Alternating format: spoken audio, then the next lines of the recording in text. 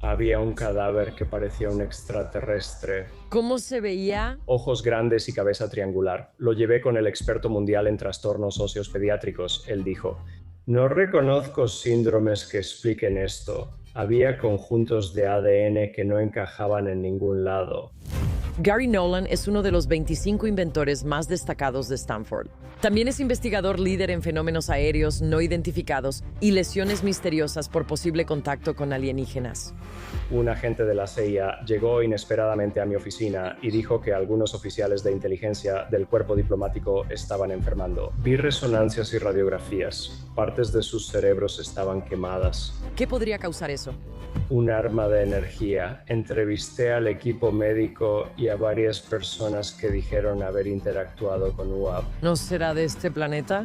Solo imagino su capacidad electromagnética a distancia como una física del universo que permite cosas que no comprendemos. Me sorprendió la resistencia de la CIA. Decían que era imposible y que no tenían nada así. ¿Cómo puedes alcanzar un helicóptero y apagar su navegación, evitar que intente lanzar un misil y desactivar el botón? Específicamente, ¿Crees que estamos en riesgo por fuerzas adversarias dentro de este sistema solar o desde fuera del sistema solar? bueno, antes que nada,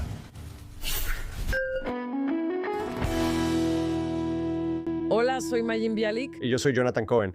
Bienvenidos al análisis. Probablemente puedan adivinar de qué se va a tratar este episodio por la camiseta que llevo puesta y la camiseta que lleva puesta Jonathan.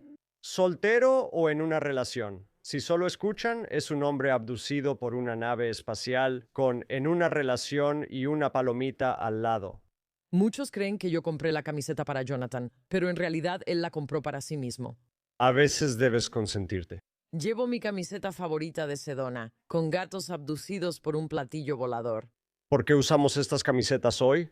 Usamos estas camisetas hoy porque quizá hablemos con la persona más condecorada, un científico y profesor sumamente educado y sofisticado, que además es abierto y generoso con la forma en que piensa sobre la posibilidad de vida en otros planetas. Estar aquí, amenazándonos y buscando algo nuestro. El doctor Gary Nolan es profesor en el Departamento de Patología de la Facultad de Medicina de la Universidad de Stanford. Es una de las principales autoridades en inmunología, cáncer, leucemia, autoinmunidad, inflamación y enfoques computacionales y sistémicos en inmunología y redes celulares. Posee 50 patentes en Estados Unidos, casi 400 artículos publicados y ha sido reconocido entre los 25 principales inventores de la Universidad de Stanford. Pero lo más fascinante de él es que fundó la Fundación Sol, que es una organización dedicada a los fenómenos aéreos no identificados. Reúne a expertos de la academia, gobierno y varias disciplinas para estudios rigurosos y multidisciplinarios sobre fenómenos aéreos no identificados y sus implicaciones. El doctor Nolan es la persona a la que acuden cuando tienen material que creen que podría ser de origen extraterrestre. El doctor Nolan es quien literalmente analiza el metal que le llevan, como si fuera de un platillo volador. Su laboratorio tiene la sofisticación necesaria para poder analizar, fechar y cuantificar completamente qué material es cuál.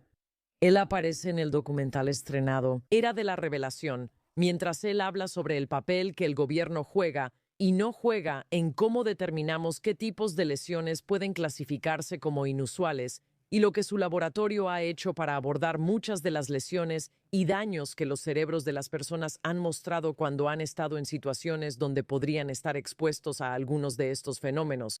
Él investiga a personas que han resultado heridas y tienen lesiones por fenómenos aéreos no identificados y estudia el posible motivo de por qué pudieron haber experimentado daño. Hablas sobre armas de energía de forma fascinante y planteas si países adversarios podrían haberlas fabricado. ¿Causaron lesiones a personas o se crearon en otro lugar de una forma que aún no entendemos bien? También discutimos la posibilidad de que una inteligencia no humana haya monitoreado la capacidad militar de Estados Unidos y Rusia. Él habla sobre lo que podría ser capaz de desactivar el sistema de armas de un helicóptero estadounidense. La idea de que podríamos estar siendo observados es fascinante y es algo que la doctora Nolan no toma a la ligera. Él nos mostrará la diferencia entre creencia, esperanza y datos al analizar fenómenos inexplicables. También vamos a hablar un poco sobre algunas de las biotecnologías que la doctora Nolan ha desarrollado, patentado y utiliza para dar credibilidad al hecho de que podemos analizar muestras con cierto grado de certeza para tratar de averiguar su origen. Hablaremos con él sobre la tecnología que su laboratorio ha usado durante décadas para estudiar especímenes de todo el mundo. Hablaremos también de la doctora Nolan en lo personal. Ella rara vez menciona su experiencia de infancia. Eso la llevó a interesarse y a creer que hay algo más allá afuera y que debe haber una manera de encontrarlo. Bienvenida, doctora Gary Nolan, a The Breakdown. Break it down. Muchas gracias. Estoy muy contento de estar aquí. Hay tantas cosas de las que nos gustaría hablar con usted que creo que todas entran en esta categoría. Es como un paraguas hermoso que cubre su trabajo, incluso antes de los detalles. Hable sobre cómo ves su misión en su trabajo, en su vida y en su carrera. Esto solo lo ves en retrospectiva, pero al observar las muchas cosas que he hecho a lo largo de los años, siempre me ha interesado el potencial y llenar los vacíos de lo que considerarías potencial perdido. Odio ver el potencial perdido, pero también me gusta buscar lo que a menudo llamo lo inevitable. ¿Qué hace especial la información que recopilamos hoy en el laboratorio? Es decir, llamémoslo simplemente prosaico. Todos lo hacen. No está impulsando el campo de forma significativa. ¿Qué tienen de especial los nuevos datos que debemos recopilar? Entonces, si puedes definir eso, ¿qué instrumentaciones o métodos necesitas para llegar ahí? Incluso si te va a tomar 2 o 3 años, o incluso en un caso 5 años, hasta que lleguemos al instrumento que entonces pueda ser usado por todos. Tú haces algunos de los trabajos más intrincados, elegantes y sofisticados en células que existen. ¿Puedes explicar brevemente el laboratorio que diriges para quienes no conocen tu trabajo? ¿Qué pruebas haces y qué puedes detectar con tu equipo? Digamos que comencé mi vida como genetista, lo cual es cierto, esa fue mi formación original. Pero como cualquiera en el campo sabe, hoy en día todos los campos como la virología, la inmunología, la genética y la biología de señales se mezclan entre sí. No puedes hablar de uno sin realmente tocar aspectos del otro. Los genes forman la base de la biología de señales celular, donde ocurre gran parte de la actividad y a menudo actúan los medicamentos. Esas biologías de señales determinan las interacciones entre las células que, por ejemplo, en el caso del sistema inmunológico, deciden muy a menudo el destino de tu vida, porque es el centro de la inflamación, los efectos anticancerígenos, antipatógenos, etc. Entonces, de hecho, comencé en Stanford. Quería ir con un tipo llamado Stanley al laboratorio de Cohen, quien tenía lo que se llaman las patentes Cohen-Boyer originales, que fundaron toda la industria biotecnológica. Y él era, digamos, principalmente un microbiólogo que trabajaba con bacterias y hongos. Pero, ya sabes, durante lo que se llaman rotaciones en tu primer año, me tocó rotar por el laboratorio de Herzenberg, quien tenía este tipo de máquina que todavía se usa hoy en día, llamada citómetro de flujo. Eso surgió de la física de la luz usando láseres, fluorescencia, análisis rápido de células individuales, miles de células por segundo, la recopilación de ese tipo de datos y luego los algoritmos necesarios para entender qué eran esos datos y, por supuesto, las computadoras detrás de todo. Quiero decir, las computadoras que usábamos en ese entonces, alrededor de 1983, cabrían en tu reloj de pulsera. La capacitación que hice con Len y Lee Lennon Lee Herzenberg, quienes codirigían su laboratorio, realmente sentó las bases para lo que yo quería hacer porque tenía todo lo que yo buscaba, todo en un solo lugar. Una complejidad increíble, comprensión profunda y desarrollo tecnológico continuo. Creo que la mejor forma de decirlo es que los Herzenberg manejaban su laboratorio como una comuna. Tenían una arquitectura muy abierta respecto al tipo de personas que llevaban al laboratorio. No importaba quién fueras ni de dónde vinieras, solo tu inteligencia. También tenían una ética de aceptar a personas que otros considerarían insuficientes y mostrarles cómo ser buenos científicos y formular preguntas correctamente. Traté en lo posible de mantener ese modus operandi durante mi desarrollo en el laboratorio.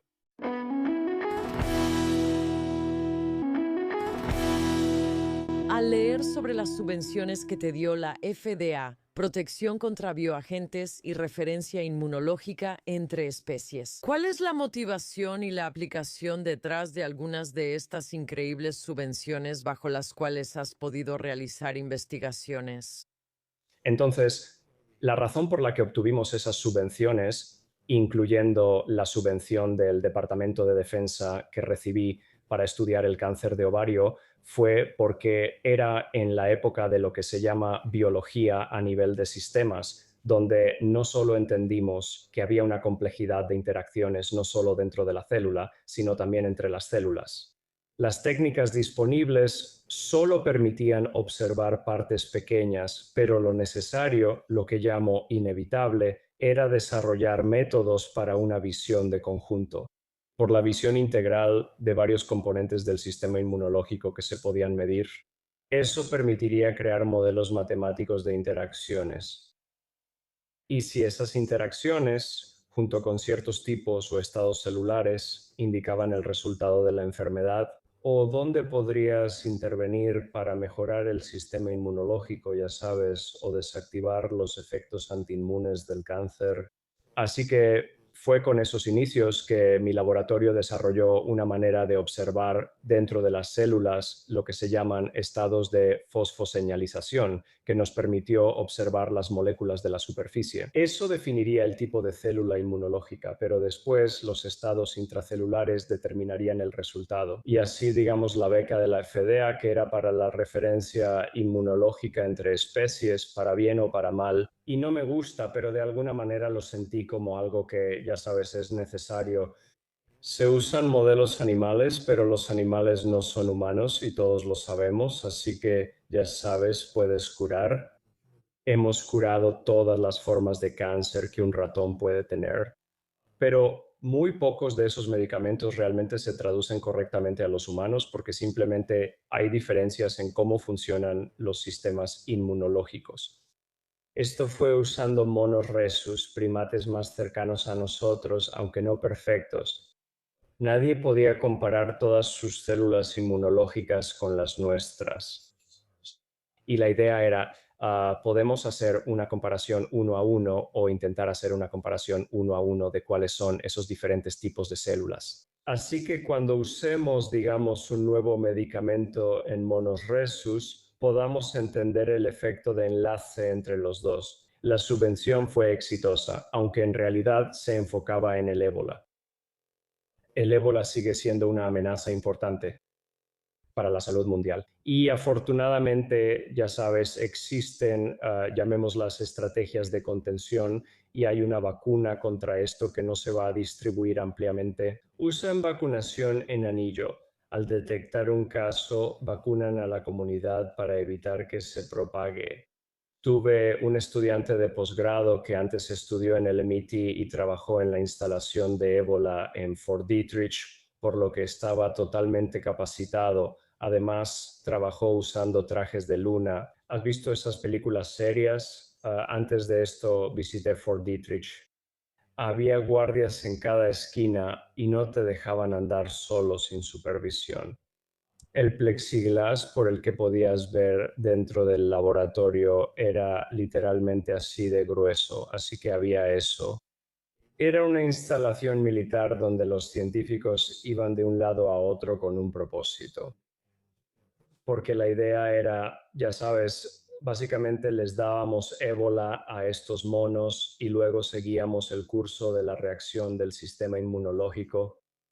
Esa era la preparación para probar medicamentos y más cosas. Y luego tuvimos que desarrollar una tecnología que nos permitiera sacar la sangre de ese laboratorio de manera segura.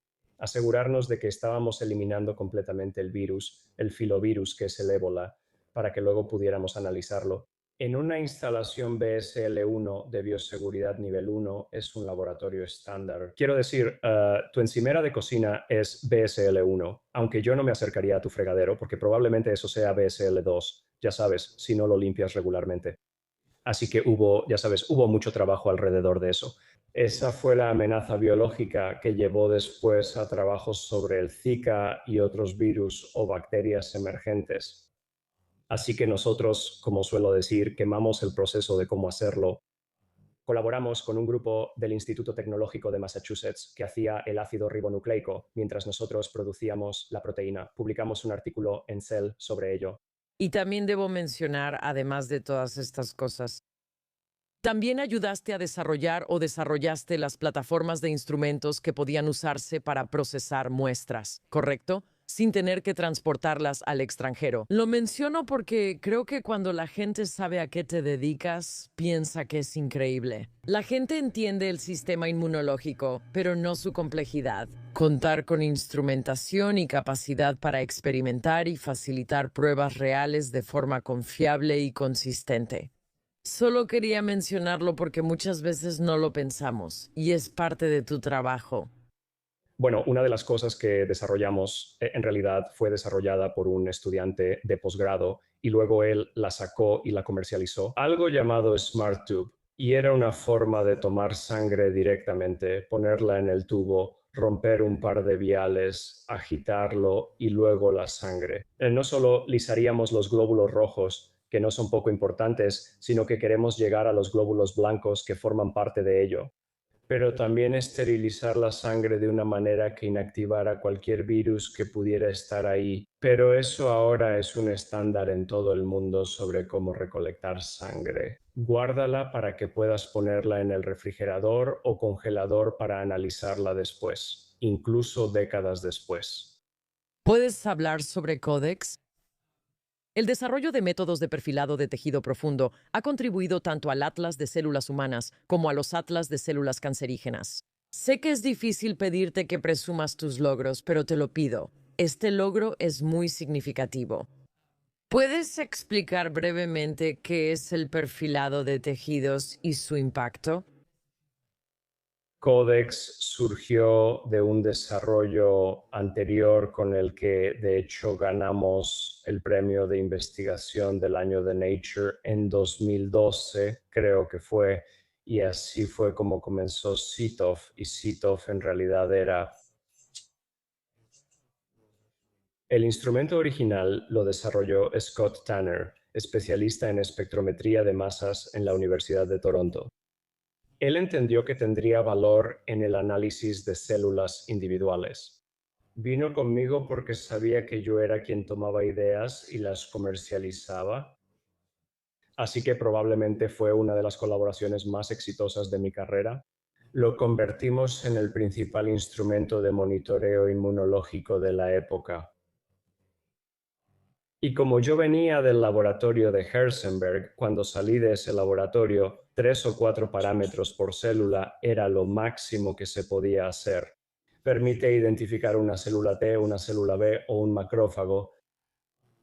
CITOF nos permitió hacer 40 o 50 parámetros a la vez usando espectrometría de masas, donde las etiquetas no eran fluorescencia, sino que en realidad eran etiquetas metálicas unidas a anticuerpos. Así que tuvimos que desarrollar toda una química, no desarrollamos una química. Un químico de la Universidad de Toronto lo hizo para unir estos isótopos únicos de metales, lo que nos permitió alcanzar esa gestalt. Ahora podemos observar suficientes células inmunológicas para mostrar un diagrama del posible estado del sistema inmunológico. Y publicamos ese artículo en Science y eso marcó el inicio de lo que para mí fue la explosión de los grandes datos, donde de pronto podíamos recopilar tanto, significaba que debíamos crear algoritmos para manejar la complejidad. Desarrollamos un enfoque de desdimensionalización llamado TISNE, un método de agrupamiento que adaptamos de otros campos para nuestro trabajo. y luego algo llamado pseudotiempo. Fuimos los primeros en desarrollar el pseudotiempo para mostrar que realmente podías ver trayectorias de cómo las células del sistema inmunológico podrían estar cambiando y madurando, lo cual luego aplicamos al cáncer y a ciertos tipos de leucemia mieloide aguda, LMA. Así que bueno, eso fue genial y se difundió por todo el mundo. Todos querían un CTOF y vendimos la empresa por unos 207 millones. Yo no gané nada. Ojalá hubiera ganado algo parecido a eso. Los capitalistas de riesgo y banqueros de inversión siempre se quedaban con la mayor parte. Este marco es útil para entenderlo. No solo tu conjunto de habilidades, sino también la profundidad del tipo de creatividad que tienes en tu campo. Y algo más sucedió en 2012 en lo que estuviste involucrada. En 2012 mencionaste que te habían dado una parte de un cuerpo de algún tipo. Y estoy segura de que para cualquiera que escuche tendría sentido que si quieres que alguien analice qué es esto, de qué está hecho, de dónde vino, irías con la doctora Nolan. ¿Puedes hablar sobre lo que pasó en 2012? Había conocido el concepto de ovnis en Internet. Como muchos, seguí la madriguera del conejo. No tenía ningún interés particular previo en eso, aunque sí tuve experiencias cuando era niño, como he contado muchas veces, pero nunca le di seguimiento a eso. Y simplemente me pareció interesante que hubiera este cadáver que, razonablemente por cómo se veía, podrías decir, oh, wow, eso podría ser un extraterrestre. ¿Cómo era? ¿Te refieres a los ojos grandes y cabeza triangular? Ojos grandes, cabeza ligeramente triangular, pero era diminuto, medía como 20 centímetros de ancho. Mi primera reacción fue ir con el jefe de la unidad de cuidados neonatales, que era un amigo mío en Stanford, y le dije, oye, ¿alguna vez has visto bebés que se vean así o que tengan esto? Y él me dijo, bueno, vemos muchos nacimientos desafortunados que se deben a problemas genéticos. Pero resulta que tenemos en el equipo a este tipo que es el experto mundial en trastornos óseos pediátricos. ¿Quieres que te organice una reunión con él? Así que se lo llevé a este tipo y le pedí que lo revisara y él dijo, oh, esto es interesante. Sabes, no reconozco los síndromes que podrían haber generado esto, pero hay ciertos trastornos genéticos que podrían darte esta parte o aquella parte o este cambio. Así fue, pero yo había acordado con la persona que contacté, no me buscaron decir, oye, ¿puedo ayudarte a descubrir qué es esto? Cuando estás en la ciencia, y como probablemente sabes, cuando empiezas a cruzar disciplinas, no asumas que lo sabes todo. Ve y busca al experto para asegurarte de que tienes razón. Entonces él dijo, está bien, bueno, la foto no es suficiente. Necesito este tipo de radiografías en este ángulo, en este otro ángulo y en el otro ángulo. Y le dije, mira, si quieres que haga un análisis del ADN, necesito un pedazo muy pequeño de hueso que podría tener médula ósea, porque eso sería y hueso. Sería genial ir y hacer eso porque ese sería el lugar más probable para estar protegido de la contaminación por bacterias. Al menos hasta que te llegue en su estado desecado en ese momento. ¿Cuántos años tenía? Se sugería que era muy antiguo, como de cientos de años, pero después descubrí que probablemente solo tenía 20 o 30 años. Comencé el análisis por, digamos, la edad. Solo tenía unos 30 años o algo así. Pensamos que había mucha degradación del ADN, así que fue necesario lo que se llama sobrelectura para poder hacer algo con él. Sabes, al principio me emocioné porque había conjuntos completos del ADN que no parecían encajar en ningún lado y tenían sentido. Así que, ya sabes, estaba discutiendo con el grupo que me lo había proporcionado y les decía, saben, esto podría, en realidad no sé qué significa esto. Pero, de nuevo, como científico, lo que no haces es asumir que sabes todo sobre la genética o incluso sobre la genética, aunque ese sea mi doctorado. Así que fui entonces con los expertos y como resultó, bueno, no solo tenemos ese tipo de expertos disponibles, en ese momento había iniciado otra empresa con un profesor de Stanford, director del departamento de estadística y un compañero de ingeniería especializado en diseño de chips. y desarrollamos algoritmos que habíamos codificado en algo llamado arreglos de compuertas programables en campo. Y lo que son básicamente los FPGA es que pienses en ellos como una hoja en blanco de circuitos que puedes programar para que sean prácticamente cualquier cosa. Los FPGA aún se usan y son muy rápidos.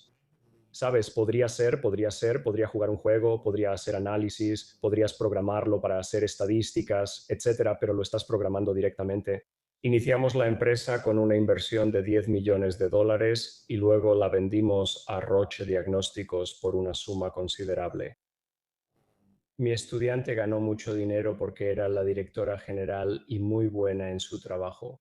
Para ese entonces ya habíamos recolectado suficiente ADN y yo había reunido a un equipo de unas 14 personas de Stanford, suficiente información para entregar. Entonces, ¿qué era en ese momento el equipo de bioinformática de diagnósticos Roche? Eso había sido básicamente impulsado por lo que habíamos hecho para ellos, para ayudarnos a ensamblar lo que se llama el CONTIG completo del ADN, y luego buscar en él anomalías que pudieran estar relacionadas con trastornos óseos. Ya sabíamos que era humano. Las regiones desconocidas en realidad se debían a la degradación del ADN y había formas de solucionar eso, así que era humano. Luego determinamos que lo era, según las estadísticas. Era una niña, probablemente un nacimiento prematuro, y en ese momento, de hecho, empecé a sentirme un poco mareado porque ahora me di cuenta de que estaba trabajando con el cuerpo de alguien que había muerto. Y, ¿sabes? Aún así había personas allá afuera que todavía querían que fuera un extraterrestre. Así que redactamos un estudio y de hecho conseguimos que los mejores del mundo en Stanford nos ayudaran por suerte. El experto mundial en genética humana sudamericana.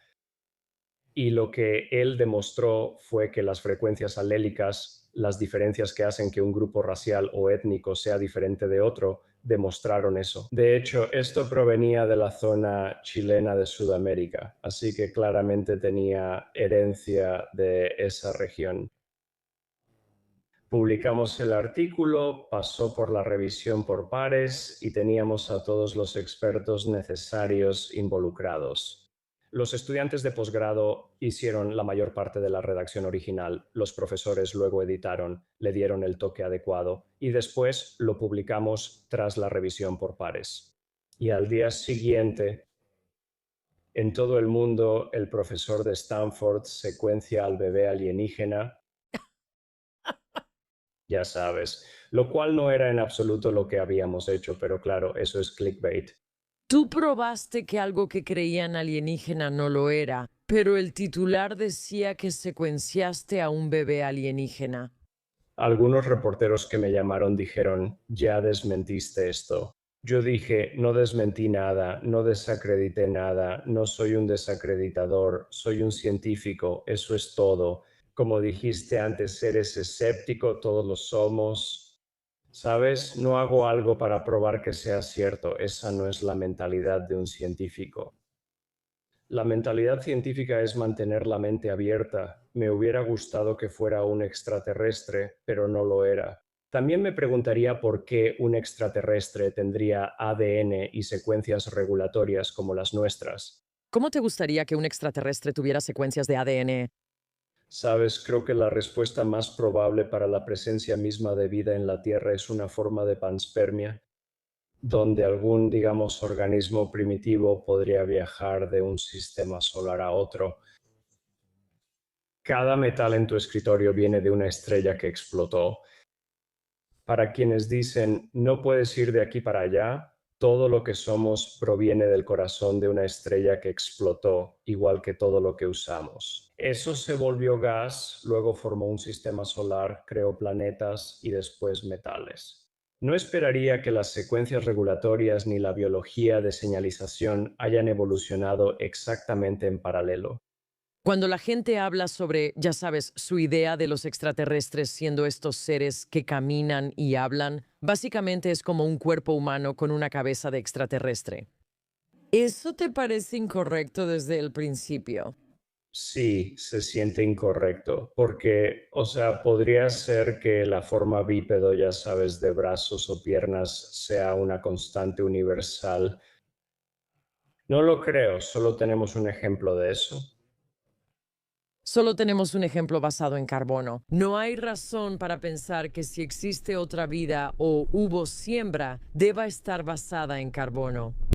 Quiero decir, si vemos probablemente el animal más diferente que parece ser bastante inteligente es el pulpo. Hay distintas especies de aves que tienen, ya sabes, capacidades de resolución de problemas a un nivel bastante alto. Por alguna razón no podían formar sociedades, que creo es lo que nos diferencia y nos permite transmitir sabiduría de generación en generación. ¿Qué aves? Solo para que podamos reconocer a las aves inteligentes. Bueno, los loros, varios tipos de loros, los cuervos, por ejemplo, esos son los dos que se me vienen a la mente de inmediato. Los cuervos. Me encanta verlos. Hay esto, ya sabes, en París, donde les dan pelotas de colores y el loro tiene que poner la pelota del color correcto en la caja del color correspondiente. Ya sabes, me refiero a cosas así que muestran un nivel de comprensión de la forma y la lógica. Tú, con tus capacidades, puedes analizar, digamos, un posible cuerpo extraterrestre, visible en todos estos niveles. También tienes la capacidad de observar muchos otros elementos y muchas otras cosas. A veces se nos presenta algo que no podemos explicar. Parece imposible y para muchas personas van a una sola explicación, pero como científica todavía tenemos que mantener abiertas muchas explicaciones. Pero me gustaría que hablaras un poco sobre cómo llegaste a la comunidad en la que te convertiste en una persona que tiene acceso a materiales y experiencias que otras personas necesitan que ayudes a explicar. El análisis original del espécimen de Atacama, ¿ven?, es propiedad de alguien en Barcelona y creo que debería devolverse a Chile para un entierro adecuado. Lo he repetido desde que supe quién era. Este tipo era representante de la CIA y de una empresa aeroespacial. Dos de ellos vinieron a mi oficina sin avisar y dijeron: oye, tenemos a estas personas que hemos reunido en lo que llamamos el cubo raro. Eventos civiles, diplomáticos o militares habían causado daños que, de alguna forma, se filtraron en la cadena dentro del ámbito médico. Dijeron: no sabemos qué es esto. Fueron con alguien que reunía un grupo de inteligencia sobre esto y dijeron: está bien, ya tenemos suficientes y todas se parecen. Vamos a averiguar qué pasa. Porque algunos de nuestros diplomáticos o agentes de inteligencia básicamente se estaban enfermando y presentando problemas bastante graves. Así que, ya sabes, literalmente entraron a mi oficina, me mostraron un montón de resonancias magnéticas y radiografías del daño, lo cual era incuestionable. Era claro que alguien tuviera ese daño en su cuerpo o cerebro. Enfermedad de la sustancia blanca, estaban en problemas y al menos estaban correlacionados con estos efectos significativos en la salud. ¿Cómo es eso? ¿La CIA entra a tu oficina sin avisar? ¿Piensas que es una broma? ¡Guau!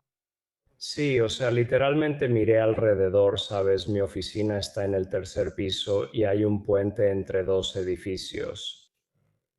Pensé: seguro hay una cámara escondida. ¿Qué pasa? Esto es una broma porque mencionaron esto y también aquello. Algunos de estos, un subconjunto muy pequeño de estos individuos, habían afirmado haber tenido interacciones con ovnis y simplemente mi cerebro explotó. Pensé que ya había terminado con este tema. Te presentan un problema. Tenemos escaneos, tenemos resonancias magnéticas, tenemos, ya sabes, imágenes biomédicas de cerebros de personas que tienen daños que no podemos explicar. Recopilamos en este grupo aleatorio y operaciones. Algunos mencionan haber tenido interacciones con ovnis. Así que adelantemos, digamos, 4 años, empezamos a recopilar, teníamos los datos originales de su historial médico. Una persona del equipo, que era neurofisiólogo con formación psiquiátrica, Fue con cada uno de ellos e hizo un examen neurofisiológico y psiquiátrico, porque especialmente para aquellos que decían haber visto, ya sabes, algo extraño. ¿Quieres asegurarte de que no haya algún problema psicológico asociado con esto o si hay trauma, ya sabes, trauma mental asociado con lo que sea que pensaron, que vieron o escucharon? ¿Quieres asegurar que reciban el tratamiento adecuado? Entonces, lo que pasó después, y esto no fui yo, fue el personal médico, alinearon la sintomatología con los códigos ICD, que son internacionales para diagnósticos. Entonces, vas con un doctor y ellos, ya sabes, te dicen que tienes salmonela, lo que sea, y eso tiene un código ICD asociado y luego eso tiene una manera asociada de puedes acudir a la aseguradora y pedir un reembolso por eso. También te permite saber cuántas personas en el mundo tienen ese código ICD asociado. Entonces, un síndrome es cuando tienes una colección de, digamos, sintomatologías que ninguna por sí sola es suficiente para llamarlo una enfermedad. Por ejemplo, el ébola no es un síndrome. El ébola es una enfermedad, pero los síndromes son como el síndrome de la Guerra del Golfo, el síndrome de La Habana. Es una colección de sintomatologías. Puedes tener 10 de las 15 y eso es suficiente para clasificarte así. Ya habíamos designado esto que estábamos viendo como lo llamábamos síndrome de interferencia, porque estas personas estaban siendo interferidas alrededor de 2016 o algo así. No puedo recordar el año exacto en que el síndrome de La Habana salió en las noticias, cuando quedó claro que en La Habana algunos de nuestros diplomáticos se estaban enfermando. Muchos creían que era un arma de energía o de sonido.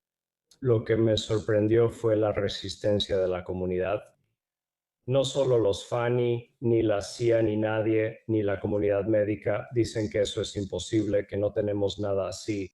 Mientras tanto, yo ya estaba hablando con personas en el Departamento de Defensa que decían, por supuesto que tenemos cosas así, hemos estado desarrollando estas cosas durante los últimos 20 años, las hemos estado desarrollando, y creemos que esto es obra de una nación adversaria o de un grupo rebelde contratado por una nación adversaria para hacernos esto. Al alinear los códigos ICD coincidieron, lo cual fue genial. Así pudimos tomar a 90 de las 100 personas que tenemos y dárselos a los grupos del síndrome de La Habana ya activos en el gobierno. Decir, está bien, ellos son suyos, así se hace la ciencia. Una vez que has categorizado algo, puedes seguir estudiándolo, pero se lo entregas a los expertos que lo están haciendo. Pero lo que queda sobre la mesa son los datos fuera de la curva. Algunos aseguraron haber interactuado con Fanny. Ahora, le dimos seguimiento a un par de esos casos porque eran tan dispares, pero de hecho salí y entrevisté junto con el equipo médico a varios de estos individuos, solo para leer su lenguaje corporal, para escuchar la historia de lo que fue y el lenguaje corporal y las historias coincidían con el daño. No podía estar ahí para establecer la veracidad, solo podía escuchar lo que se decía, así que estas personas creían que esto les había sucedido. Eso basta para que un psiquiatra diga, hay un problema traumático. Probablemente necesiten al menos terapia para enfrentar su trauma. Lo interesante fue que mientras analizábamos los cerebros de estas personas, buscábamos similitudes. O hay una zona común en el cerebro que esté siendo dañada. Y lo que notamos fue que había una zona del cerebro que parecía estar dañada. Al principio estaba en la cabeza del caudado, en la papa, pero solo era una densidad neural. Existen formas en que eventualmente puedes cambiar cómo se interpretan los datos de la resonancia magnética. Esto es tejido vivo, no cicatricial. Decimos que es interesante porque los libros médicos no muestran tanta densidad neuronal. Entonces dijimos, bueno, ¿qué tienen en común las personas que tenían esta densidad? Y lo vemos en una población normal. Así que hicimos métricas sobre cuál era la densidad y qué tan densa era la estructura neural. Después buscamos en bases de datos abiertas de resonancias magnéticas y lo hallamos. Sí, está ahí, pero solo en una de cada 100, 10 o 200 personas. Y aún así, en nuestro grupo de incluso 100, una proporción considerable de ellos lo tenía. Y así que lo que al menos se postuló fue que no era que fueran el objetivo porque lo tenían, sino que simplemente lo tenían, porque es una característica de una alta capacidad mental funcional. Es una característica de la inteligencia, porque el área del cerebro en el caudiopotamen, que se encuentra en los ganglios basales, que es una de las estructuras más antiguas del cerebro y es el centro de toda la entrada de la red sensorial, y de hecho, incluso en ese tiempo se le llamaba el cerebro dentro del cerebro. Es un sistema de procesamiento subconsciente que tu función ejecutiva, la que crees que eres, utiliza para decir, quiero hacer esto, y entonces lo hace, y cosas subconscientes. Observa tus emociones, habilidades y entorno y decide en segundos cómo moverte en una fiesta. Para evitar a alguien o al mesero que quizá va a tirar algo, son miembros del cuerpo diplomático y oficiales de inteligencia, deben usar intuición y habilidades. Y lo que nos llamó la atención sobre esto fue encontrar un artículo en la literatura sobre resonancias magnéticas funcionales que se hicieron a maestros de ajedrez en una forma de ajedrez japonés y preguntar qué áreas del cerebro se activan cuando las personas hacen un movimiento intuitivo inesperado. Esta área del cerebro se activó junto con otras, pero fue la que más se iluminó. Y luego, cuando lo haces una vez, dices, bueno, intuición, y luego usas eso como término de búsqueda en Google, de repente encuentras docenas de artículos que ya han sido publicados. Desde el año 2000, alguien afirmó que el caudiopotamín es el centro de la intuición. ¿Cuál es una posible conclusión que uno puede sacar cuando observan a este grupo, verdad? Sobre lo que está pasando aquí. Este es un grupo altamente inteligente e intuitivo, que OA tiene acceso a información que otras personas no tienen, o son susceptibles a información a la que otras personas no son susceptibles, o Ellos perciben mejor su entorno y pueden unir ideas dispares de maneras que alguien llamaría intuición. No es magia ni poder psíquico. Es solo un sistema de procesamiento que es mejor para tomar múltiples entradas diferentes, procesar la información y luego llegar a lo que debería ser una conclusión exitosa. Y puedes imaginar una evolución. Esto es necesario. Vas caminando por el sendero en la jungla y de repente hay un movimiento y en una fracción de segundo se requiere determinación para evitar las fauces del jaguar. Doctor Nolan, ¿qué tipos de lesiones estaba viendo cuando acudían a usted que empezó a investigar? La mayoría de los casos obvios eran enfermedad de la sustancia blanca en el cerebro, porque muchas personas reportaban confusión y a largo plazo no era algo agudo, era crónico, no lo tenían antes y de repente lo presentaban. La gente suele malinterpretar lo que digo y cree que eso causó el caudopotainment. No, eso aparece. Y teníamos algunas resonancias magnéticas de personas de hace 10, 20 años y ya lo tenían entonces, así que el daño adicional en su cerebro, si ves las resonancias magnéticas de personas con esclerosis múltiple. Y tengo a alguien en mi familia que la tiene, verás estos como bolsillos aleatorios de solo sustancia blanca. Se llama enfermedad de la sustancia blanca, pero es tejido cicatricial muerto. Y así que parecía que áreas de sus cerebros simplemente se habían quemado. ¿qué podría causar eso? Un arma de energía. ¿Qué es un arma de energía? Aquí hablamos mucho de energía y vibraciones altas. ¿Qué es un arma de energía? ¿Cómo se vería eso? Tu horno de microondas es un arma de energía. No tengo microondas. Ya no, ella no tiene. ¿Se lo quité? Bien, entonces estamos hablando de una concentración de energía que se dirigió de tal manera que pudo causar daño, como un láser de energía. No lo llamaría un láser, ya sabes, eso quemaría. Esto es algo donde, ya sabes, incluso desde la época de la Unión Soviética, la gente decía que se enfermaba. E incluso entonces, la gente pensaba que los soviéticos de esa época nos bombardeaban con ondas sonoras que causarían daño, pero a un nivel de audición donde no lo escuchábamos. pero sería suficiente para molestarte, ya sabes, al menos, o causar daño. Aquí no hablamos de sonidos, sino de algo tan penetrante que llegaría al cerebro.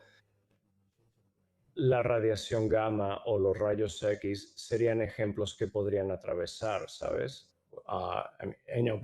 Pero en ese momento muchas de estas personas ya habían sido reunidas y el daño ocurrió una década antes. Y entonces, ya sabes, no había desintegradores portátiles como en Viaje a las Estrellas, ya sabes, no había nada así. Se necesitaría al menos una camioneta pequeña para la energía e instrumentación. Se volvió una controversia porque hubo un estudio de los NIH que decía que todo esto era una tontería y luego ese estudio de los NIH tuvo que ser retirado porque resultó que algunas personas en el gobierno, nuestro gobierno había infiltrado a la población de pacientes, habían pagado a personas para que se mezclaran con la población de pacientes. Habían destruido las estadísticas. Ahora, creo que no fue por mis esfuerzos, pero al menos contribuimos a que ahora exista literalmente un sitio web militar para incidentes de salud anómalos. Y así como hicimos con los UAP, donde lo cambiamos de objetos voladores no identificados a fenómenos anómalos no identificados. Así que, siendo científicos e intentando capturar un marco con una terminología que no sesgue la conclusión, ya sabes, especialmente, digo, como muchas personas han dicho, bueno, si va al espacio, no está volando, porque volar requiere aire, al menos según nuestra definición, y si va bajo el agua, está sumergido. La gente inventó los usos, pero luego hubo tantos casos distintos que se intentaron agrupar como fenómenos anómalos no identificados.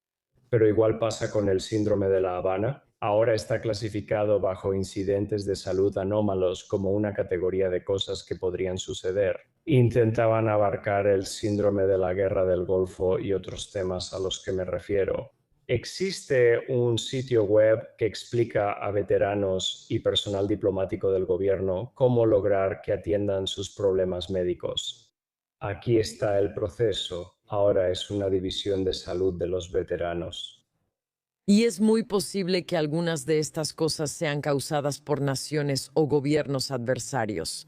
Y literalmente en las noticias, en los últimos 2 días, se afirma que el gobierno de Estados Unidos ha capturado y obtenido uno de estos instrumentos de una nación adversaria. Quiero decir, la información es muy, digamos, escasa en este momento, pero ha estado en todas las noticias en los últimos días. Quiero preguntar sobre algo que escuché en la era de la divulgación, que extraterrestres activaron y desactivaron armas nucleares de Estados Unidos y Rusia. Las de Rusia estaban apuntadas hacia nosotros. Correcto, y se encendieron, sí. Y sabes, eso sugiere que hay algún tipo de interés en nuestra supervivencia. ¿Puedes explicar esa cita del documental y dar contexto? Aquí voy a desviar un poco el tema. No me interesa la intención ni cuál es el propósito. Quisiera saber cómo se hizo. Me interesa cómo y qué se haya hecho. ¿Cómo lo sabemos? Cierto. ¿Cómo lo haces? ¿Cómo con eventos reportados por pilotos puedes alcanzar un helicóptero, apagar su navegación y evitar que haga algo? ¿Cómo puedes intervenir con un piloto que intenta lanzar un misil y desactivar el botón específicamente? El piloto intenta encenderlo frenéticamente, pero no sucede nada. ¿Cómo haces lo que se hizo? ¿Sabes? Ya sabes, en los casos de misiles, tú, sea lo que sea que estés haciendo, tienes la habilidad de hacerlo. Quiero decir, solo puedo imaginar que es algo. O sea, si imaginas que es electromagnético, entonces eso es control de la habilidad electromagnética a una distancia capaz de atravesar una jaula de Faraday. O es una forma de entender la física del universo, donde pueden llegar más allá y hacer cosas que aún no comprendemos. Y eso es lo que me interesa. ¿Cómo sabemos qué ocurrió? ¿Solo por relatos de pilotos? Solo relatos, solo relatos. And that- and- y ese es, por supuesto, el problema. Es la era de la revelación. Le dije a Jonathan porque tuvimos a Lo Elizondo, leí su libro y conversamos con él. Le dije, ahora veo en persona a quienes antes solo leía, y es algo diferente. Como espectadora, analizo la veracidad según mi percepción subjetiva. No confío en sus ojos, ¿sabes? Pero no funciona así. El estándar de evidencia para un científico en, digamos, mi grupo es algo que puedo entregarles y que ellos pueden reproducir por sí mismos. No es una historia, pero curiosamente confiaré en que me cuenten algo sobre su biología. Y no necesito regresar a su laboratorio y pararme detrás del hombro de su postdoctorado para comprobarlo, porque puedo contextualizar lo que me están diciendo en el contexto de todo lo que ya sé sobre el área. Digo, eso suena como que podría ser cierto.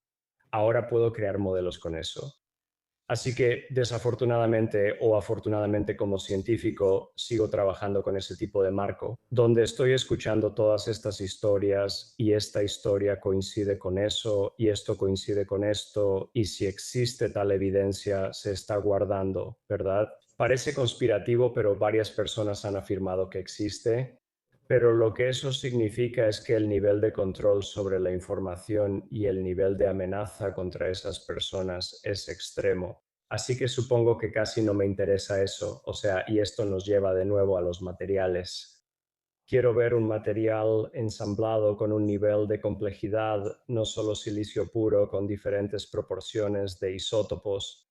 Quiero ver algo ensamblado que parezca tecnología, aunque yo no lo haga, aunque ya no funcione, arreglos atómicos que no sabemos fabricar actualmente, al menos no públicamente. Bueno, me pregunto, ¿cómo reconcilias la cantidad de profesionales militares que parecen muy creíbles, que están hablando sobre el hecho de que han visto material biológico, que todos los gobiernos del mundo han recuperado aeronaves y las están estudiando? Muchos científicos como tú no han visto eso, pero esas afirmaciones existen. ¿Cómo lo reconcilias? Todo lo que puedo hacer es remontarme a los eventos que conozco y a las personas y decirles a mis amigos como científicos. Cuando dices que no hay evidencia, hay montones, hay toneladas de evidencia, pero la evidencia no es prueba, es la evidencia, es información contextualizada. La evidencia es información sobre la que pones una hipótesis que dice que esos datos pueden ser explicados por esa hipótesis y eso es evidencia. Entonces, en un marco legal, los abogados, la fiscalía toma evidencia, toma datos y los llama evidencia de algún delito. Depende del jurado revisar y preguntar. ¿La preponderancia de la evidencia es una hipótesis contextualizada? Los abogados son como científicos en este sentido. Ah, ¿Eso es suficiente para condenar o exonerar a la persona basándose en los datos que así es? Hay mucha evidencia, así que no dejes que digan que no la hay, pero la evidencia no es prueba ni conclusión. Bueno, y creo que también es un concepto tan importante y uno del que realmente hemos estado hablando durante la mayor parte del último año en este podcast. Desde las grabaciones sobre la telepatía, muchos decían, la telepatía existe, siempre lo supe, soy telepática y mi hijo no verbal también. Después de eso vimos claramente dos grupos de personas. Algunas personas consideraban esa creencia y esa historia suficiente evidencia y otras no. Fue una forma interesante de empezar a examinar este aspecto de la conciencia y comunicación humana, pero eso solo no es evidencia, ¿cierto? Y luego había otro grupo que decía, todos ustedes están locos. ¿Cuándo empieza la conversación sobre si esto podría no ser de este mundo? ¿Y pudo existir en esa época sin dispositivos portátiles y solo funcionando en una camioneta? He hablado con oficiales de inteligencia que dicen eso. Rastreábamos algunas de estas camionetas a través de empresas fantasma que al final son propiedad de Rusia, ya sabes, o hay un par de incidentes así.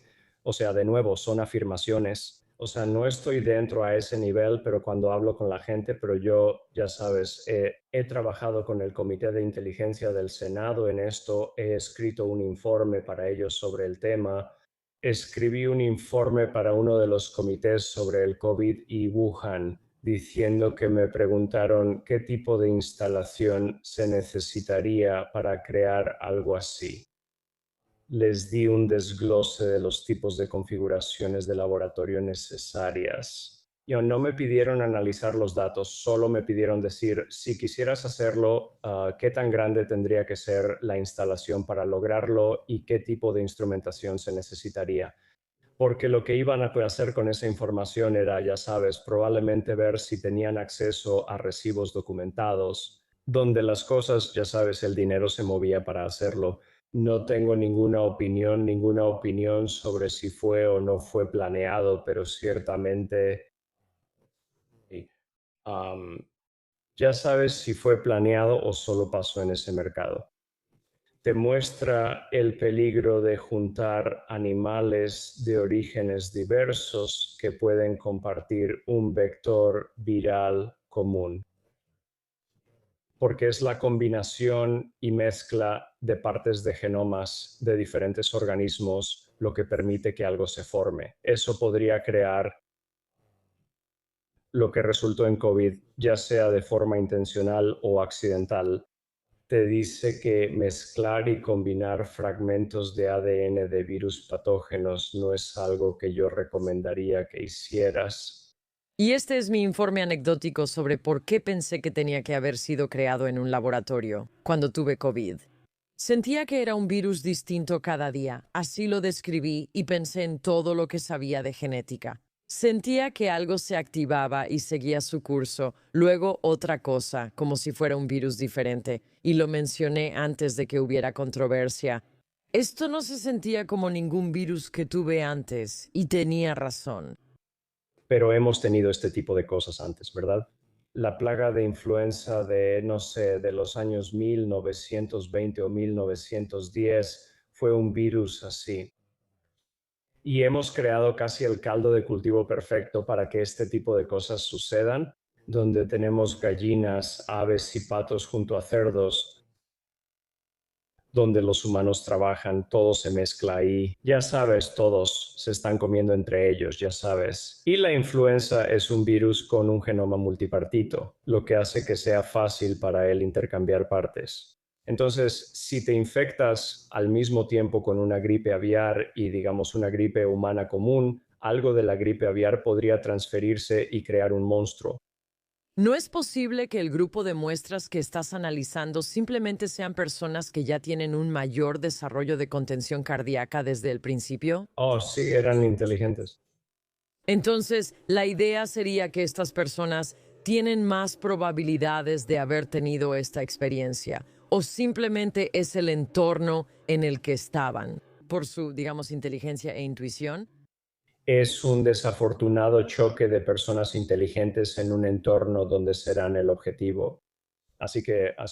Pero había una gran hipótesis, así que lo que hicimos fue, está bien, probemos la hipótesis. Vamos a observar cientos de cerebros. Vamos a ver si hay alguna pista de correlaciones en grandes poblaciones que relacionen la conectividad en el cerebro con la inteligencia.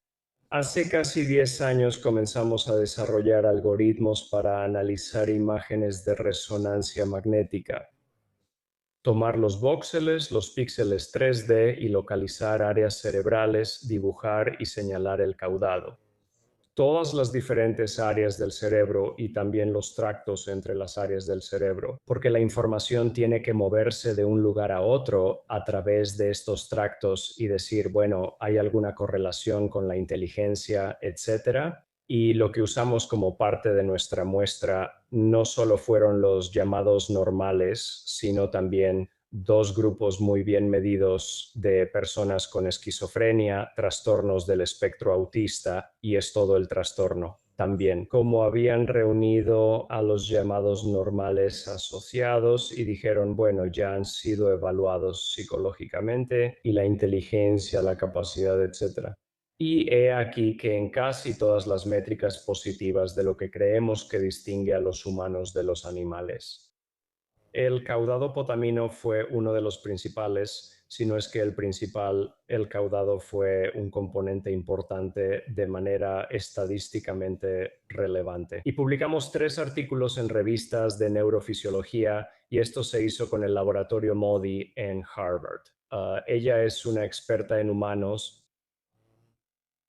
autismo, y la razón por la que elegimos esos como, digamos, puntos de referencia es por ti. En, digamos, el lado de la esquizofrenia hay, ya sabes, a medida que te acercas a la esquizofrenia franca, digamos que eso podría ser relevante en un sentido psiquiátrico. Empiezas a mostrar tendencia a la creatividad. Con frecuencia, los esquizofrénicos perciben conexiones inexistentes, y en ese mismo eje está la creatividad que permite a los científicos notar vínculos que otros no ven. Hoy se le llama neurodiversidad, es el término general. En el otro eje está una forma de enfoque y alto funcionamiento que ves en muchos autistas que, ya sabes, no pueden mantener una conversación y tienen trastornos sociales, digamos en el extremo. Si les preguntas la raíz cuadrada de un número enorme, la responden al instante. ¿De dónde viene y cómo lo calculan? Así que pensamos que serían excelentes puntos de referencia para poder decir, bueno, ya sabes, a lo largo de ese eje, qué aspectos del cerebro están cambiando.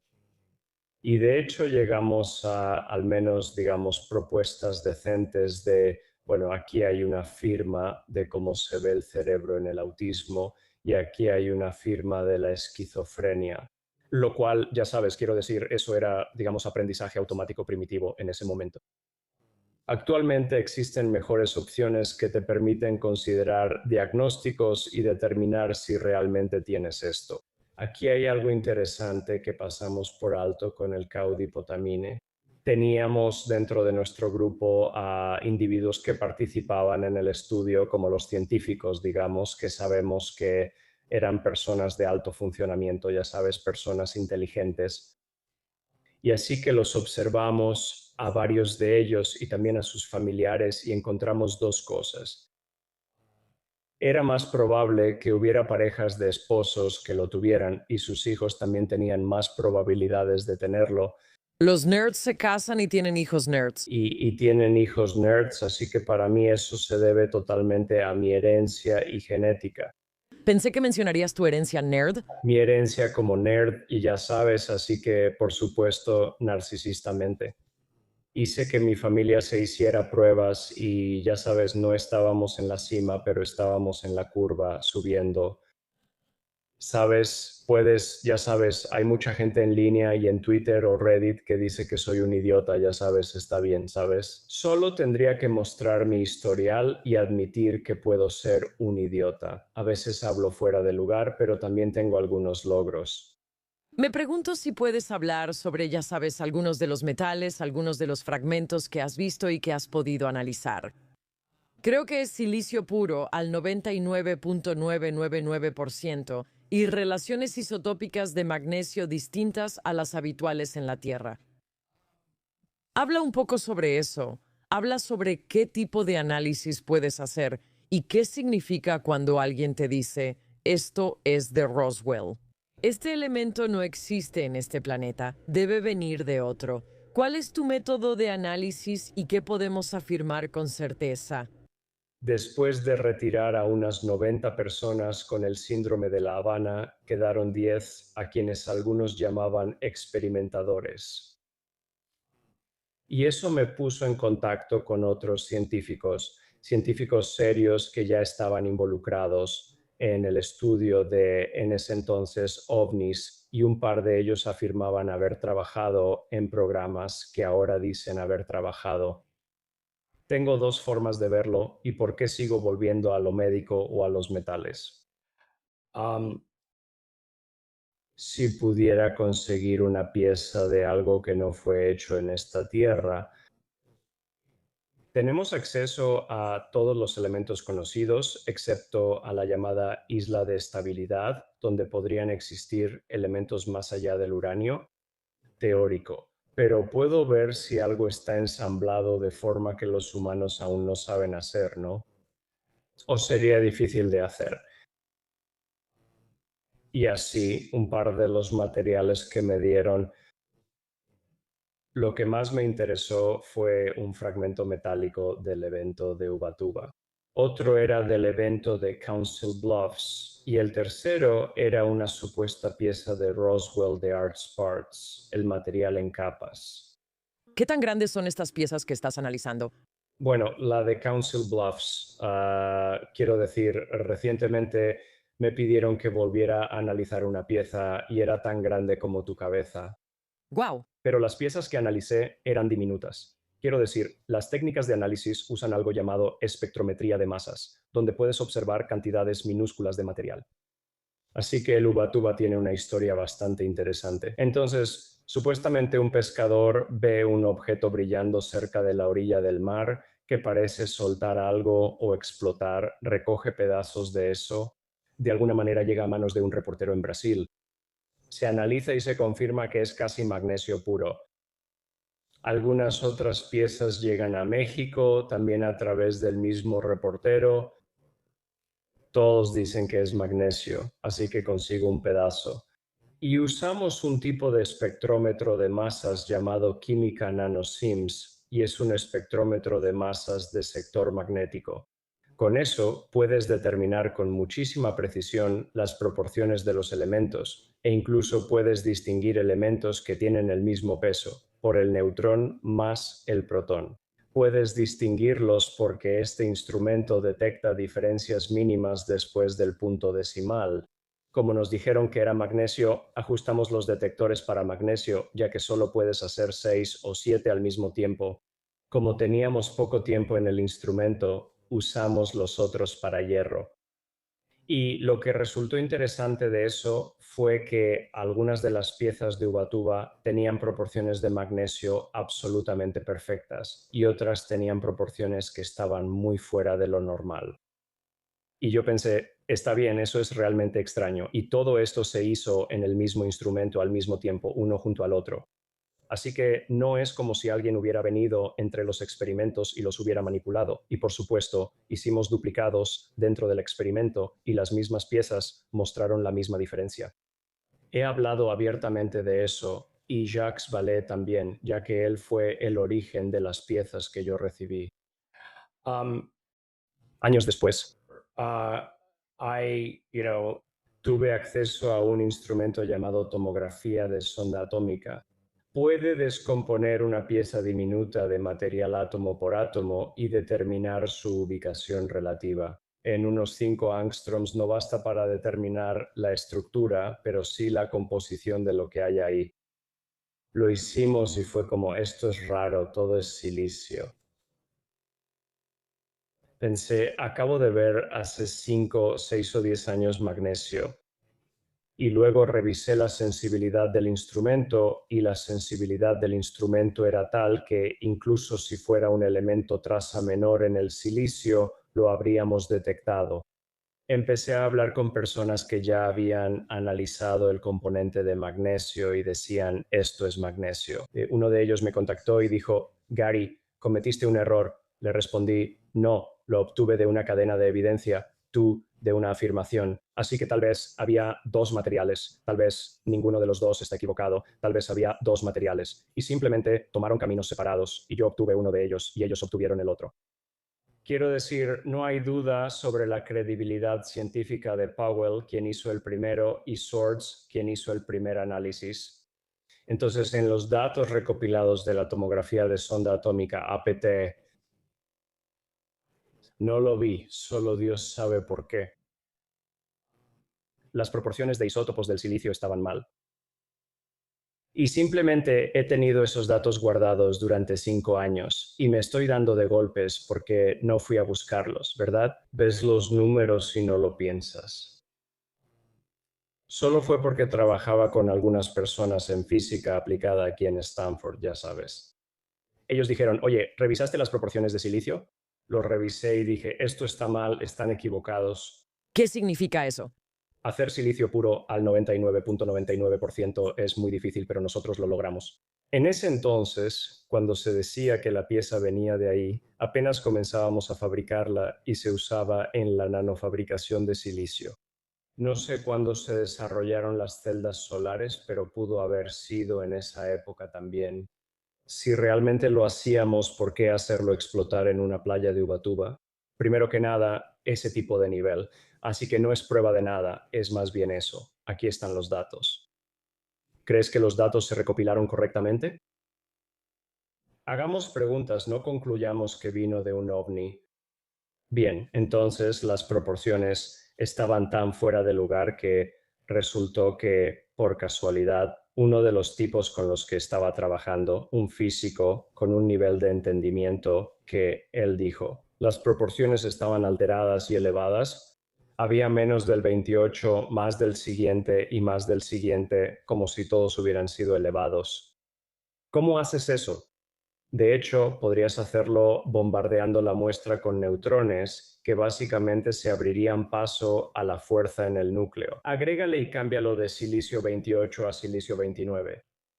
Luego calculó, usando lo que se llama sección transversal y todo tipo de cosas, la cantidad de energía requerida para lograr eso, dado el material al que teníamos acceso, y era muchísimo más de lo que cualquiera estaba haciendo en ese momento o incluso de lo que se hace hoy en día, así que eso fue interesante.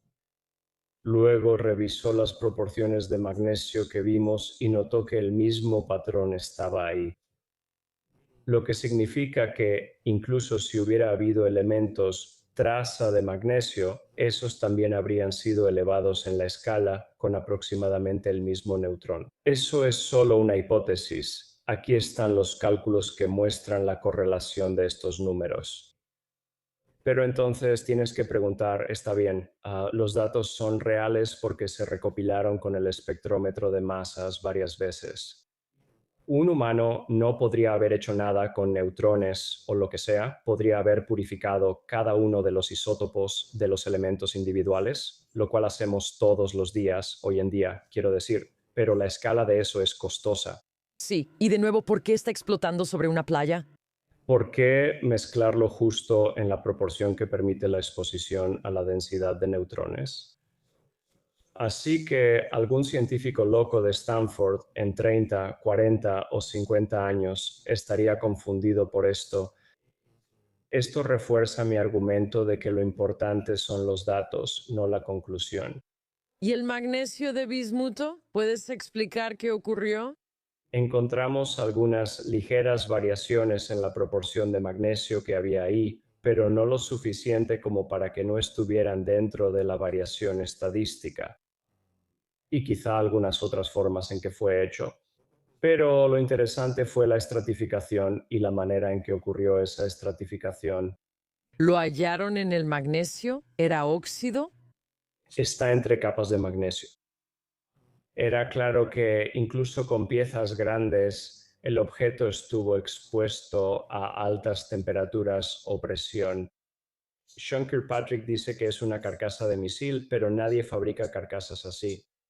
Sí, y como mencionas, ninguno de estos es una prueba definitiva. Si buscas una prueba así, esto no lo es. Pero sí quiero darte como una pequeña oportunidad de hablar sobre la Fundación Sol, porque la cofundaste junto con el antropólogo Peter. ¿Es Scafish? Es Kay Fish y David Grush, por eso nunca debemos excluir a David. Nunca excluiré a David. Avi Loeb también colabora contigo y es amigo del podcast. Tenemos más conocidos en común. Él está en el proyecto Galileo, quiero decir, no trabajamos directamente juntos. Lo aprecio mucho y me encanta su defensa de hacer preguntas. Cuéntanos sobre la Fundación Sol. ¿Por qué la creaste y cómo fue esa experiencia? ¿Cómo ha sido para ti en cuanto a las críticas que podrías recibir o el escepticismo que la gente pueda tener? La razón principal, creo, para iniciar la Fundación Sol fue crear un perímetro dentro del cual científicos razonables o personas interesadas en este tema pudieran reunirse, sin, digamos, ver algunas de estas conferencias sobre ovnis que simplemente parecen circos. Fui a una vez y fue como, ¿qué está pasando? Esto no es ciencia y sabes, o sea, no desacredito lo que están tratando de hacer, que es promover el conocimiento. Simplemente no es el tipo de conferencia al que estoy acostumbrado. Y por eso queríamos un lugar donde si organizáramos, digamos, un simposio o creáramos, por ejemplo, comunidades en línea donde los científicos pudieran hablar con otros científicos sobre las ideas y simplemente racionalizarlas. Y para mí, a lo largo de la década, me permitió darme cuenta de los tipos de retórica que se usaban en nuestra contra y las formas retorcidas de lógica, que son trampas que usan personas como Mick West. Lo siento, Mick, me cae bien Mick, pero es intencional o simplemente una falta de comprensión de cómo funciona la ciencia y cómo hay muchas formas de retórica que puedes usar para dejar a tu oponente sin palabras que tomaría mucho tiempo desmenuzar. No se permiten en el discurso científico normal. Así que quería, al menos al principio, cuando llegué a Twitter, supongo, enseñarle a la comunidad, como decir, miren, si quieren que los tomen en serio, aquí están las reglas y así es como se hace. Y eso eventualmente llevó a la formación de Sol, que realmente no estaba pensado para ser otra cosa más que un recurso académico o una organización 501c3 inspirada académicamente, para permitir que la gente se reuniera para tener discusiones racionales. Y yo, ya sabes, desde el principio, incluso antes de Sol, algunas personas se me acercaron y me preguntaron, Gary, ¿qué haces? Logré avergonzarlos hasta que se dieron diciendo, bueno, aquí está el, solo son datos, no concluyó nada. Y mi respuesta estándar, que funcionó la primera vez que este tipo me acorraló en un bar y suenas más como un sacerdote que como un doctorado. Quiero decir, bien podría haberle echado un balde de agua fría en la cara, porque le dije, eres dogmático, y si alguna vez hicieras algo así en un entorno científico, te excomulgarían como lo harían los sacerdotes contigo. No pongas palabras en mi boca, no creas todo lo que dicen los periódicos sobre lo que supuestamente dije.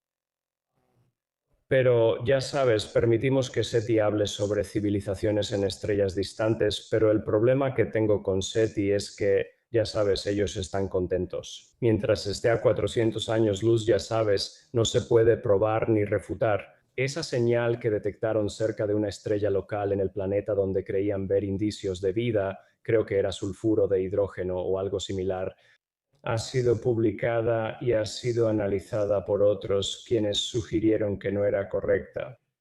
Nos estás llevando directo a un pequeño juego.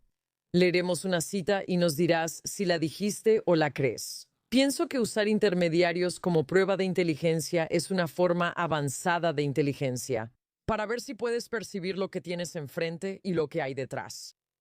Así que dije eso, o quizá es una cita directa, pero eso fue después de que yo dijera que si ellos estuvieran aquí, esto sería así. Todo esto pierde el contexto original donde digo, vamos a jugar un juego mental. Y entonces, si ese es el caso, ¿por qué no usarías un avatar? Y lo he dicho directamente, ¿por qué no usarías una forma avanzada de un dron que dejas aquí? ¿Quién querría entrar? Somos unos monos enojados. Nuestro equivalente sería, tú entrarías en medio de, de tribu amazónica aún conocida por practicar canibalismo. Hola, aquí estoy. Oh, sí, aquí está la cena. ¿Sabes? Es como si usaras intermediarios de algún tipo. O sea, creo que cuando los humanos avancemos lo suficiente, en vez de viajar nosotros, enviaremos una IA avanzada, a menos que logremos crear un motor de curvatura. Eso podría, ya sabes, terminar en algún lugar. Y si necesita y encuentra algo que piense, oh, esto es una civilización, tal vez no avise y solo digan, oh, ya te fuiste, ¿sabes? Tal vez lo haría si fuéramos lo suficientemente avanzados con nuestra propia IA, haríamos algo. Robin Hansen dice, Todos estamos retenidos en este planeta como en un gran corral hasta que intentemos salir. Es una idea razonable. En el experimento mental de enviar IA y la hipótesis del zoológico de Robin Hansen. Entonces, hay este experimento que está ocurriendo en la Tierra que ellos están monitoreando de alguna manera, ya sea esperando que sobrevivamos a cualquier evolución tecnológica que esté ocurriendo para así obtener la sofisticación necesaria para enviar inteligencia artificial o tecnología al universo y establecer contacto. ¿O esperan que nos autodestruyamos y no seamos un problema? ¿Tienes alguna apuesta sobre alguna de esas opciones? Si hay algo aquí, claramente lo es. Sería mucho más antigua que nosotros civilizacionalmente. Siempre caigo en esta forma de hablar donde parece que hablo de lo que es y no de lo que podría ser, solo ya sabes, para fines de argumentación. Sabes, digamos que es porque tienes que empezar así para probar si todo es, ya sabes, indeterminista. Nunca puedes recorrer ningún camino porque básicamente has establecido tantas insuficiencias previas que, ya sabes, así que de alguna manera recorres caminos mentalmente. Si yo lo estuviera haciendo y tuviera una visión del tiempo más amplia y ya hubiera estado aquí durante 20, 30 millones de años, podría ser paciente. Quiero decir, la gente tiene dificultades para lidiar con este tipo de tiempo. Mira hasta dónde hemos llegado en 100.000 años. Mira hasta dónde llegamos en 1.000 años. Así que alguien ha existido 20 millones de años. Llamémoslos los ancianos. Han visto especies como la nuestra ir y venir. Me gusta la diversidad de la biología. Me gustaría ver qué pasa cuando no intervenimos, ¿verdad? Existen caminos de evolución y tipos de inteligencia que podrían surgir que si no intervenimos, si algo interfiere mucho, solo hacen otra versión de sí mismos.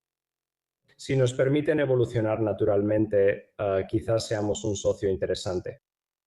Dentro de 5 millones de años, No planeábamos abordarlo, pero creo que es relevante porque lo mencionaste brevemente en otro contexto. Para las personas que buscan expandir su conciencia, para las personas que están conectándose con cosas fuera de este ámbito de conciencia, para las personas que hablan, ya sabes, de este campo cuántico de la experiencia, y ya sabes, todo lo que ha pasado, pasará, está pasando. Sabes, el tiempo no es lineal, todas estas cosas. También hay una especie de hermosa intersección de eso, de lo que sucede cuando simplemente dejamos que las cosas sean. ¿Qué pasa si no tenemos que resolver todo, sino que simplemente existimos, interactuamos y vemos qué surge de eso? Y es algo que muchas personas se encuentran en un estado meditativo en el que, ya sabes, eligen enfocarse y, ya sabes, como que profundizan en eso. Mencionaste algo 2 veces que no pensaba preguntar, pero ya que lo hiciste. Sí quiero darte la oportunidad de hablar sobre tu infancia y lo que has experimentado hasta el nivel que tú quieras. alrededor de 1967 o por ahí, vi a unos hombrecitos en mi habitación. ¿A qué se refiere, doctora Nolan? Me desperté, Tú estabas despierta. creo que estaba despierto, vi hombrecitos en mi habitación. Al principio pensé que era mi hermano, que era 4 años menor que yo, y ah, recuerdo que no podía moverme. Así que la gente llamaría a eso parálisis del sueño, ¿ok? ¿Por qué imaginé a esas personas o algo mirándome por la ventana? No lo sé. No fue sino hasta 20 años después, siendo estudiante de posgrado en Stanford, que en una librería de usados tomé un libro. Yo leía casi solo ciencia ficción. En la portada del libro estaba lo que yo había visto en mi habitación y casi me da un colapso. Recuerdo que solté el libro en medio de la tienda, en la librería de usados en Avenida California. Si alguien quiere ir a buscar si existía una librería así para desacreditarme o comprobarlo, adelante. Estaba ahí, incluso puedo decirte más o menos dónde, en Avenida California. Entonces, durante 20 años guardaste silencio y no le dijiste a nadie. No se lo conté a nadie, recuerdo haberlo dejado caer, pero no me volteé enseguida para estudiarlo. Pero eso sí me llevó a leer los libros de John Mack. Y ahí estaban las mismas imágenes y yo pensé, esto ya es raro, ¿sabes? Esto podría ser, ya sabes, todo esto podría explicarse por algo llamado Ya sabes, el inconsciente colectivo de Jung, que compartimos una estructura mental común, que en estados de sueño, etcétera, aparecen arquetipos, así que esto podría haber sido solo un arquetipo del inconsciente colectivo de Jung. No somos una mente colmena, sino que nuestra genética lo permite. Pero continuó durante unas semanas y mi madre me dijo que solo eran pesadillas y luego se detuvo. Fin de la historia y nunca lo volví a recordar. O, ya sabes, ningún recuerdo de abducción ni nada por el estilo, solo un momento único en mi vida. Am, ¿Sabes? Otra fue cuando repartía periódicos. Ah, Tenía una ruta de periódicos grande que cubría una zona amplia en Connecticut. Y fue mientras caminaba por ahí, como por el bosque, que este objeto pasó justo sobre mi cabeza con luces. Eso fue, ya sabes, o sea, no vi nada más que las luces y como el contorno vago de eso que simplemente pasó en silencio sobre mi cabeza. Estaba a la altura de los árboles. ¿Qué tan grande era esto? Calculo que tenía entre 9 y 12 metros de ancho. Son esos momentos en que uno se pregunta, ¿qué fue eso? Otra vez, no prueba nada, pero ya sabes, am, suficiente para recordarlo. Cuando escucho a otros contar historias más detalladas, no pienso que estén locos. Me gusta recopilar historias y anécdotas. Cuando todas coinciden, pienso, ¿por qué sucede esto? ¿Qué significa? Bueno, mencionaste que en 1994 hubo un caso en Zimbabue y vi el documental sobre eso. ¿Sabes? ¿Puedes lograr que 60 niños cuenten la misma mentira al mismo tiempo? ¿No puedes lograr que todos tengan el mismo testimonio de nuevo al mismo tiempo? No es como si todos estuvieran en el patio y tuvieran la oportunidad de como ponerse de acuerdo con esta historia, y es sumamente inusual que niños de esta edad puedan inventar algo así. ¿Y crees que tuvieron experiencias colectivas? Históricamente han ocurrido cosas así. Pero es algo muy, muy específico que, ya sabes, creo que como lo estás expresando. No podemos ignorarlo. No sabemos exactamente qué es, pero sí lo que no es. Aquí hay algo. Quiero decir, algunas personas dirían que te dieron estas experiencias porque sabían que tu cerebro haría cosas increíbles. Eso te permitió tener acceso a este nivel de datos y análisis. ¿Sientes que fuiste elegida? No lo creo, eso otra vez me parece muy narcisista. Preferiría que dijera que si tienes un estado cerebral. Y de nuevo, soy una forma de inteligencia que reconoce datos fuera de la curva y sea cual sea ese evento inicial, has a- la capacidad de reconocerte. Al verlo, podría decir, oh, genial, aquí hay alguien que puede verme. Tampoco lo sé, pero Jonathan habla mucho de energía, trabajo, percepción y que algunas personas son intuitivas. Y yo siempre soy de las que dicen, no sé qué significa eso, de verdad, no resuena conmigo, pero lo estoy pensando. Como las personas sanadoras o quienes creen poder ver y extraer tus problemas, incluso un buen psicoterapeuta, ¿verdad? Esas también son personas que están conectando con algo y viendo las cosas de una manera en la que tú no lo haces. Es como que se necesitan todo tipo de personas, ¿sabes? No puedo evitar preguntarme sobre esa apertura que tienes. Creo que una de las razones por las que soy un buen científico es porque puedo reconocer datos fuera de la curva. Escuchar a los estudiantes presentar su trabajo cada, ya sabes, un par de meses y ellos pasan las diapositivas rápido, muestran los datos y luego, ya sabes, los ves y yo digo, espera un segundo, regresa unas cuantas diapositivas. ¿Qué significaba eso? Porque si eres científico no puedes usar solo los datos que te gustan. Y lo siento, voy a usar a Mick West como ejemplo, él es muy bueno para decirlo.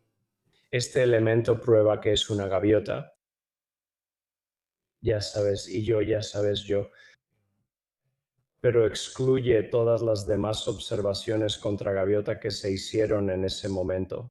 Ese tipo de selección interesada no es permitida en la ciencia real. CBS Noticias me llamó para convencerme de dar una entrevista y debatir con él. Esto fue hace apenas unas semanas y dije, sin duda, nunca, porque yo nunca, porque él hace esto todo el tiempo. No tengo tiempo para analizar cada argumento y la ciencia no es un concurso de popularidad.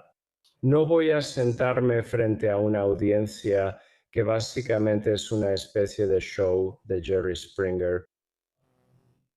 Discutir con alguien que no distingue datos, evidencia y prueba y se dice escéptico. No, su web es Metabunk. Él es un desacreditador, llega a la historia con una idea preconcebida y no quiero atacarlo, pero es el tipo de persona que, serio, la gente solo debe ignorar. Porque es como, soy científico, nací siendo escéptico o me entrenaron para ser escéptico. Soy escéptico incluso de mis propias ideas. Antes de irte, quiero hacerte otra pregunta. Me encantaría tomar un café contigo porque tengo más dudas. ¿Crees que con todo lo que sabes, recopilas, ves y tu participación en el documental Era de la Revelación? ¿Crees que estamos en riesgo, ya sea físicamente o existencialmente?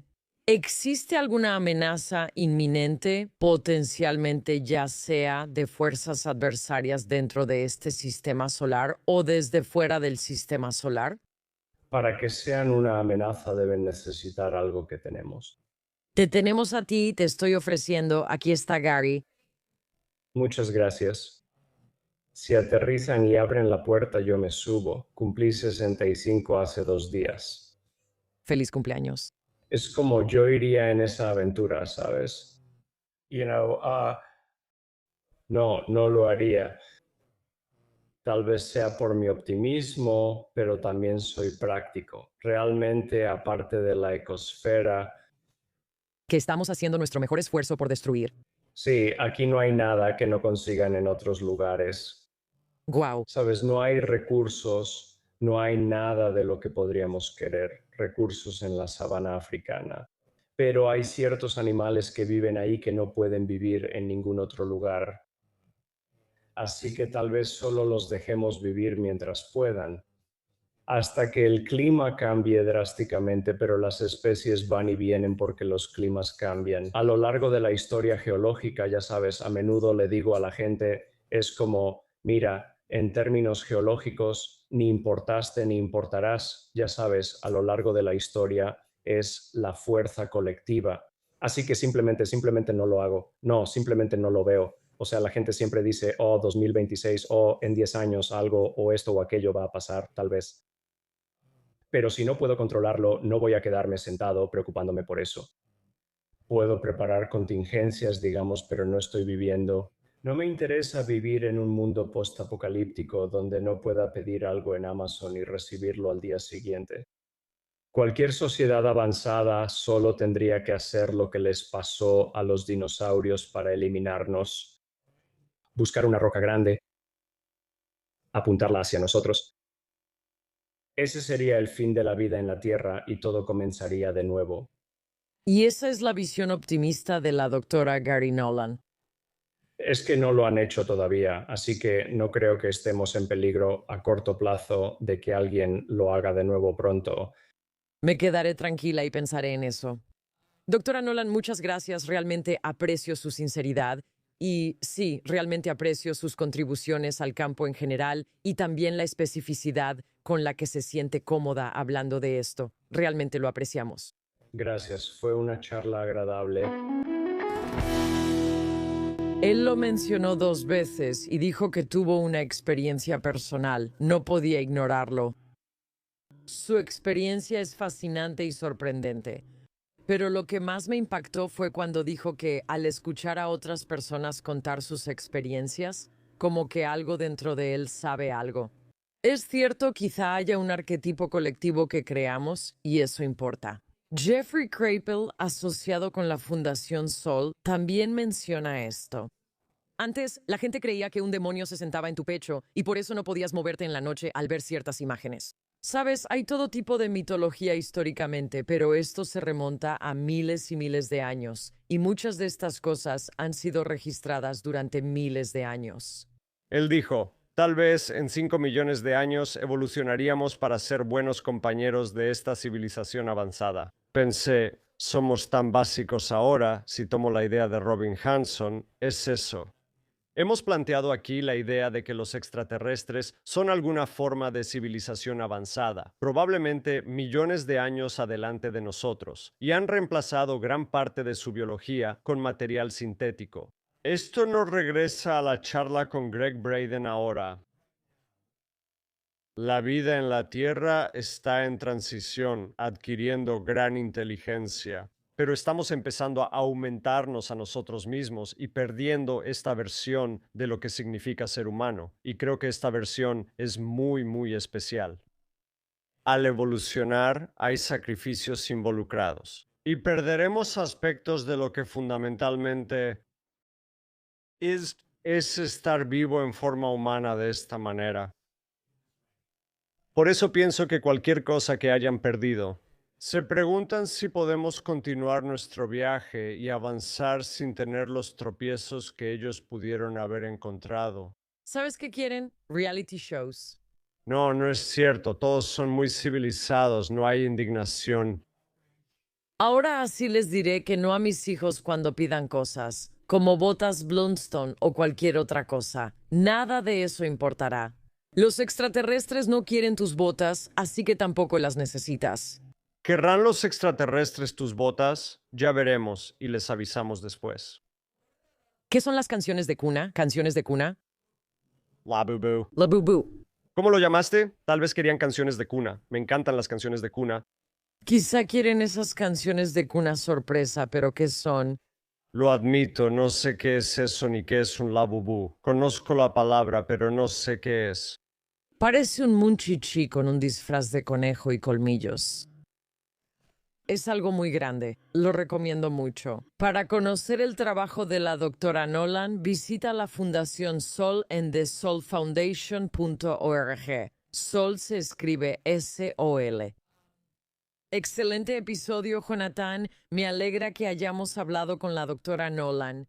Si quieres conocer nuestras teorías sobre el futuro de la humanidad, las compartiremos en Substack para la comunidad Breaker, un excelente espacio para interactuar y acceder a episodios y contenido exclusivo que no publicamos en otros sitios. Así que ven y échale un vistazo a la desglose de la doctora Majin Bialik en Substack. Nos vemos allá, y si llegas a necesitar nuestro desglose, hasta la próxima. Pip. It's Maya Bialik's Breakdown. She's gonna break it down for you. She's got a neuroscience PhD or two. Fun fiction was, and now she's gonna break down